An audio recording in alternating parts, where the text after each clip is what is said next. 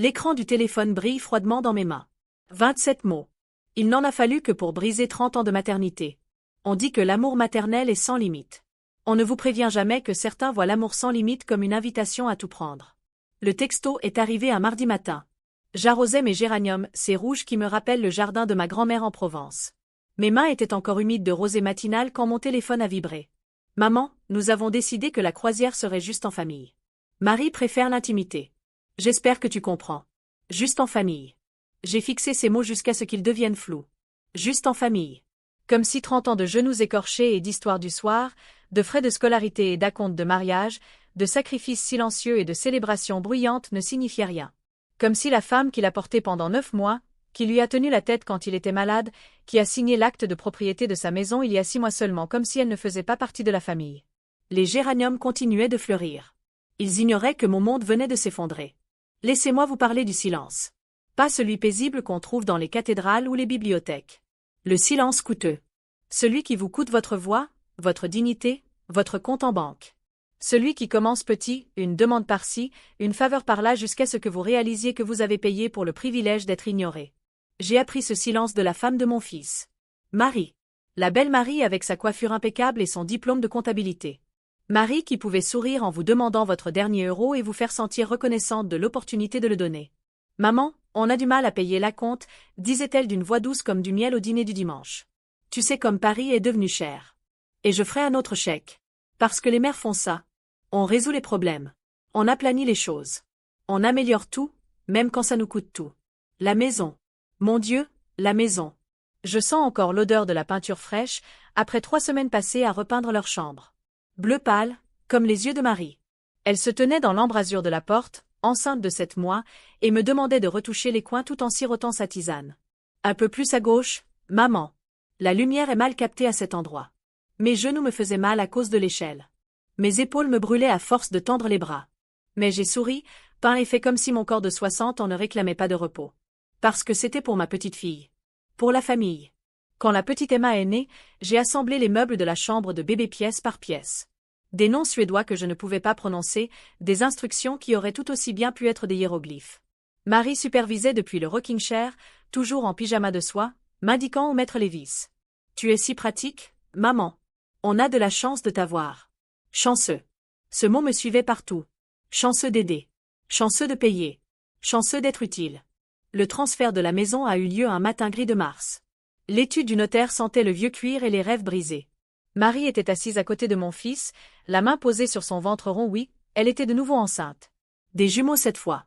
C'est pour les impôts, expliqua-t-elle d'une voix patiente, comme si elle parlait à un enfant. C'est bien mieux pour la famille si c'est un nono. Tu comprends, n'est-ce pas, maman? J'ai signé les papiers avec un stylo Montblanc qui avait appartenu à mon père. Le même stylo que j'avais utilisé pour signer l'acte de naissance de mon fils 30 ans plus tôt. L'ironie ne m'a pas échappé. Mon amie Claire a appelé ce mardi soir. Elle percevait toujours le trouble dans ma voix, même quand j'essayais de le cacher. Qu'est-ce qui ne va pas, chérie? Je lui ai parlé du SMS. De la croisière que j'avais contribué à financer. Du sentiment d'être une étrangère dans ma propre famille. Quand as-tu consulté tes relevés bancaires pour la dernière fois? Demanda-t-elle. Une question si simple. Une réponse si terrible. Je n'avais pas regardé de plus près depuis des mois. Marie s'occupait de tellement de choses maintenant, elle était douée en chiffres, meilleure que moi.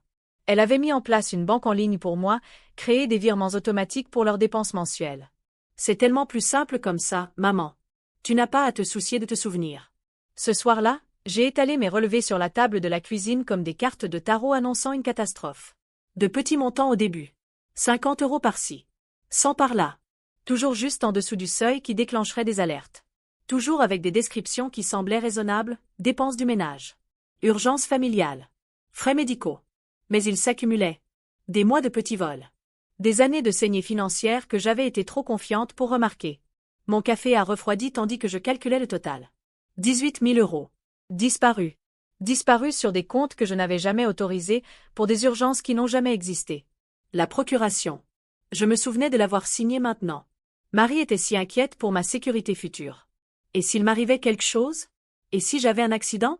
Ne serait-il pas préférable que quelqu'un de confiance puisse gérer mes affaires? Juste une précaution, maman. Tu sais à quel point la bureaucratie peut être compliquée. Je l'avais signée dans leur cuisine, baignée par la chaleur du dîner dominical et les rires de ma petite fille. Marie m'avait servi un autre verre de Bordeaux, et tout semblait si normal, si affectueux, si juste. Confiance. Un mot si beau. Un cadeau si dangereux. Mon conseiller financier, Monsieur Bernard, a le regard bienveillant derrière ses lunettes à monture métallique. Il m'a accompagné à travers les divorces et les héritages, les krachs boursiers et les gains inattendus. Mais lorsque je lui ai montré les relevés, sa gentillesse s'est durcie. Madame, il s'agit d'abus financiers envers les personnes âgées. Il y a des lois. Des lois. Je ne m'étais jamais imaginé comme quelqu'un qui aurait besoin d'une protection juridique contre sa propre famille. Les transferts sont systématiques, a-t-il poursuivi, pointant du doigt des schémas que j'avais eu le cœur trop brisé pour les voir. De petits montants, à intervalles réguliers. Il planifie cela depuis des mois. Planification. Pendant que je peignais des chambres d'enfants et montais des berceaux, il planifiait de me cambrioler. Mon avocate, Maître Dubois, a une voix de fer. Elle a examiné les documents avec une précision chirurgicale, son stylo rouge marquant chaque infraction comme des gouttes de sang sur du papier. La procuration a été obtenue sous de faux prétextes, a-t-elle dit. Le transfert de la maison peut être contesté. Nous avons des options. Des options. J'avais oublié que je les avais. Mais il faut agir vite. Il tente d'utiliser la propriété comme garantie pour une deuxième hypothèque. Si cela se concrétise, elle n'avait pas besoin de terminer. J'ai compris. Ce n'était pas que des voleurs, c'étaient des voleurs calculateurs et méthodiques, avec un plan à long terme. Le détective privé était l'idée de Claire. Vous devez tout savoir, a-t-elle dit. Plus de surprise. Il s'appelait Laurent, et il avait l'intensité tranquille de quelqu'un qui a trop vu la laideur humaine. En une semaine, il avait cartographié leur vie financière comme une scène de crime. La croisière n'était pas leurs premières vacances financées par mon argent volé. Il y avait eu des week-ends à Deauville, des virées shopping à Milan, des dîners coûteux facturés sur des cartes liées à mes comptes. Ils vivaient comme des rois avec mon budget de retraité. Ils ont été très prudents, dit Laurent en étalant des photos sur son bureau. Jamais assez pour déclencher des alertes majeures. Mais le schéma est clair. Clair. Enfin, quelque chose était clair. La vente de la maison s'est déroulée plus vite que je ne l'aurais cru. Madame Dubois avait des relations, et le marché dans leur quartier était florissant. De jeunes familles avides du genre de maison que j'avais offerte à des enfants ingrats. Je suis restée une dernière fois dans le jardin, à contempler les rosiers que j'avais plantés, la clôture que j'avais peinte, la balançoire que j'avais montée pour Emma. Tout cela appartiendrait désormais à des inconnus.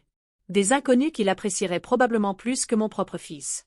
Les nouveaux propriétaires étaient adorables, un couple avec des jumeaux qui criaient de joie devant la balançoire. Ils ont promis de prendre soin des rosiers. Votre famille doit être triste de quitter une si belle maison, dit la femme. Ils s'adapteront, répondis-je. Ils sont rentrés de croisière un samedi. Je le sais, car j'étais assise dans ma voiture, de l'autre côté de la rue, quand le taxi s'est arrêté. Marie est sortie la première, bronzée et détendue, son nouveau sac à main de créateur illuminant la lumière de l'après-midi. Mon fils l'a suivie, riant à quelque chose sur son téléphone. Ils avaient l'air de gens insouciants. Des gens qui n'avaient jamais volé leur mère. Des gens qui n'avaient jamais exclu leur famille des croisières familiales. Les rires cessèrent lorsqu'ils virent le camion de déménagement. J'attendis que la nouvelle famille ait fini de décharger avant de me diriger vers la porte, répondit Marie, le visage affichant tour à tour confusion, colère et quelque chose qui aurait pu être de la peur. Maman, que se passe-t-il? Pourquoi y a-t-il des gens chez nous? Notre maison. Je revendique toujours la propriété d'un bien acheté avec de l'argent volé. Ce n'est plus ta maison, dis-je en lui tendant le dossier. Ça ne l'a jamais vraiment été. Mon fils apparut derrière elle, le visage rouge de colère, comme celle qui naît d'une remise en question de ses droits. Qu'as-tu fait? Je me suis protégée, dis-je. J'aurais dû le faire il y a des années. Le dossier contenait tout. Des relevés bancaires soulignant les virements non autorisés. Des documents juridiques révoquant toutes les procurations. Des photos du détective privé. Une lettre de mon avocat expliquant leurs options, qui étaient pratiquement inexistantes. Les mains de Marie tremblaient tandis qu'elle feuilletait les pages. Son bronzage ne cachait pas sa pâleur.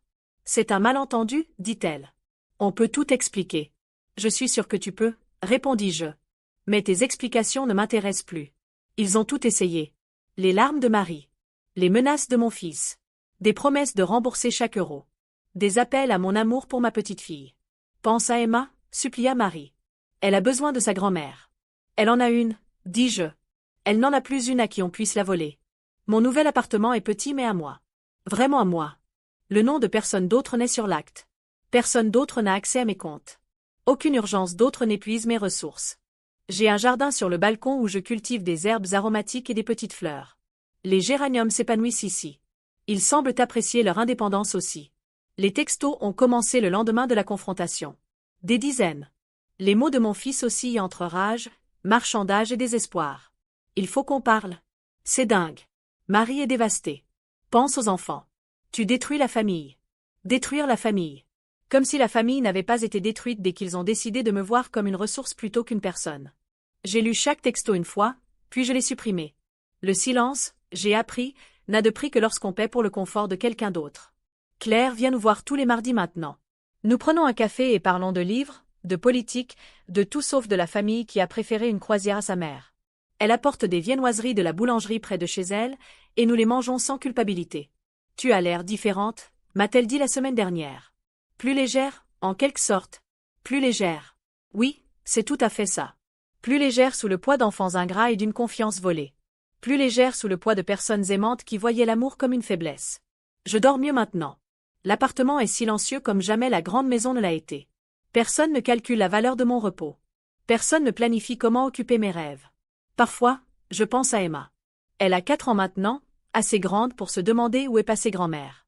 Assez grande pour poser des questions auxquelles ses parents ne voudront pas répondre. Un jour, quand elle sera plus grande, je lui parlerai des choix. De la différence entre l'amour et la manipulation. De la famille, c'est quelque chose qu'on choisit d'être, pas quelque chose qu'on a le droit de prendre. L'argent qu'ils ont volé a disparu.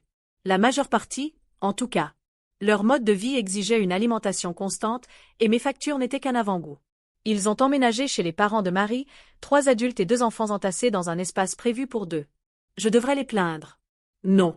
Il y a un café en bas de la rue où je vais prendre mon petit déjeuner maintenant. La propriétaire, Madame Rousseau, fait le genre de croissant qui rappelle l'existence du matin. Elle ne connaît pas mon histoire, ne demande pas pourquoi une femme de mon âge vit seule dans un petit appartement sans photo de famille au mur. Elle sert juste un bon café et dit « Bonjour, madame », avec une chaleur sincère. Parfois, les gentillesses les plus simples sont les plus précieuses. J'ai commencé un cours d'aquarelle au centre communautaire. Mes mains, autrefois assez stables pour assembler des meubles et peindre les murs pour les enfants ingrats, apprennent maintenant à capturer la lumière et les ombres sur le papier. L'art, c'est voir clairement, dit le professeur. Éliminer tout ce qui est superflu jusqu'à ce que ne reste que la vérité. La vérité. Un mot si pur après des années de beaux mensonges. Mon fils a appelé la semaine dernière. Pas un SMS cette fois, un vrai coup de fil. Sa voix était différente. Plus faible, d'une certaine manière. Maman, s'il te plaît. Il faut qu'on parle. On parle, dis-je. Marie est de nouveau enceinte. Un silence, lourd d'attente. Attendant que je pose des questions sur les dates d'accouchement et les prénoms des bébés, que je propose de l'aide pour les factures d'hôpital et les meubles de la chambre d'enfant. Attendant que l'ancienne moi réapparaisse, chéquier à la main. Félicitations, dis-je. Un autre silence. Plus long cette fois. Votre soutien nous serait vraiment utile en ce moment. Du soutien. Pas de l'amour. Pas de la famille. Du soutien. Le genre de soutien qui vient avec des numéros de compte. Tu te débrouilleras, dis-je, et je raccrochai. Les saisons changent différemment quand on ne les regarde pas à travers des fenêtres peintes par les besoins des autres. L'automne est arrivé tôt cette année, peignant les arbres devant mon balcon dans des tons or et rouille. Je les ai peints aussi, mon premier paysage réussi. Le professeur a dit que j'avais capturé quelque chose de vrai dans la lumière. Quelque chose d'honnête dans la façon dont les feuilles se détachent quand vient le temps. L'anniversaire d'Emma est passé. Elle a eu 5 ans. Je le sais parce que Marie a posté des photos sur les réseaux sociaux, une petite fête avec un gâteau du commerce et des décorations de luxe. Très différent des fêtes fastueuses que je finançais autrefois. J'ai pensé à envoyer une carte. J'ai pensé à la petite fille qui m'appelle grand-mère et qui ne comprend pas pourquoi l'amour exige parfois de la distance. J'ai pensé à tendre la main. Puis je me suis souvenu de la voix de Marie demandant juste une faveur de plus. La sensation de signer des papiers que je ne comprenais pas. Le poids de porter les fardeaux financiers de tout le monde pendant qu'ils planifiaient des vacances de luxe sans moi. À la place, je me suis acheté des fleurs. Des géraniums rouges pour le balcon. Ils ont fleuri magnifiquement. L'hiver a apporté la clarté. Des journées courtes et de longues soirées parfaites pour lire, pour réfléchir, pour comprendre la différence entre la solitude et l'isolement. La solitude, c'est ce que j'ai ressenti dans cette grande maison, entourée de gens qui me voyaient comme une solution à leurs problèmes. La solitude, c'est ce que j'ai maintenant, l'espace pour exister sans justifier ma valeur par mon portefeuille. La procédure judiciaire s'est conclue discrètement. Madame Dubois a tout géré avec une discrétion professionnelle. Pas de scène dramatique au tribunal, pas d'humiliation publique. Juste des papiers déposés, des comptes sécurisés et un avenir protégé. Ils ne peuvent plus vous toucher financièrement, a-t-elle déclaré lors de notre dernière rencontre. Vous êtes en sécurité. En sécurité? Quand la sécurité est-elle devenue un concept aussi radical? Le printemps est arrivé comme une promesse tenue. Les géraniums ont survécu à leur premier hiver sur mon balcon, plus résistants que je ne l'aurais cru. Comme leur propriétaire, peut-être. J'ai appris à cuisiner pour une personne. De petites portions, des repas simples, des saveurs choisies selon mes préférences. Personne ne demande une seconde portion qu'il n'appréciera pas. Personne ne critique l'assaisonnement pendant que je fais la vaisselle. Marie a envoyé une demande d'amis sur Facebook le mois dernier. Je l'ai regardée pendant plusieurs minutes, me remémorant les dîners du dimanche et les baby showers, les chambres d'enfants peintes et les documents signés. Me souvenant de la femme qui pouvait faire passer le vol pour de l'amour. J'ai cliqué sur « Ignorer ». Mon professeur d'aquarelle m'a suggéré d'essayer la peinture de portrait. « Tu as un bon œil pour la vérité émotionnelle », dit-elle. Les visages racontent des histoires. Je me suis peinte ces derniers temps. Différentes versions de différentes époques. La jeune mère avec l'espoir dans les yeux. La femme d'âge mûr cédant sa garantie. La grand-mère assemblant des jouets tandis que ses économies disparaissaient. Le portrait final montre une femme d'une soixantaine d'années, les mains tachées de peinture au lieu des exigences des autres. Le regard pur de toute illusion. La bouche figée en traits qui expriment des limites apprises à la dure. C'est ma meilleure œuvre à ce jour. Il passe parfois en voiture. Je vois la voiture depuis mon balcon, la petite Peugeot rouge de Marie avec la bosse sur la portière passager, dû au fait qu'elle m'a emprunté et a oublié de mentionner l'accident. Ils ralentissent devant mon immeuble, vitre relevée, visage caché derrière une vitre. À la recherche, peut-être. Espérant des signes de faiblesse. Attendant que je craque sous le poids de leur absence. J'arrose mes fleurs et ne fais pas signe de la main. L'anniversaire s'est passé tranquillement. 1 an après le texto qui a tout changé. Cela fait 1 an que « famille » a redéfini le mot pour moi. J'ai passé la journée au musée d'art, à admirer des tableaux d'artistes qui comprenaient que la beauté et la douleur partagent souvent la même toile. Qui savait que l'art le plus puissant naît de la survie face à ce qui a tenté de vous détruire. Claire a apporté du champagne mardi dernier. À de nouveaux commencements, a-t-elle dit en levant son verre. À d'anciennes fins, ai-je répondu. Nous avons bu à tous les deux. J'ai pensé à l'héritage ces derniers temps. Pas celui qui se mesure en acte de propriété ou en solde bancaire, mais celui qui s'écrit en choix. Celui qui enseigne aux générations futures l'estime de soi et les limites. Un jour, Emma posera des questions sur la grand-mère qui a disparu de sa vie. Elle voudra des explications que ses parents ne peuvent donner sans admettre leurs propres échecs.